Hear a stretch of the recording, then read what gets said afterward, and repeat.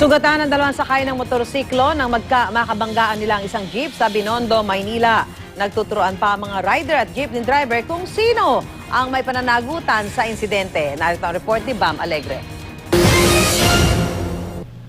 Duguan ang magkaangkas sa motorsiklo na sina Xiao Lo Chen at Jim Shigo matapos nila makabanggaan ng isang jeepney sa panulukan ng Juan Luna Street at Dasmariñas Street sa Binondo, Maynila, pasado alas 3 ng madaling araw. Posibleng nabali ang isang binti ni Chen sa lakas ng pagkakasalpok habang sugatan ang paa ni Guo. Ang kanilang motorsiklo pumailalim sa jeepney.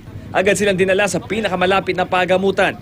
Ayon sa driver ng jeepney, mabagal lang daw ang takbo nila pero tumuloy pa rin ang motorsiklo kahit red light na.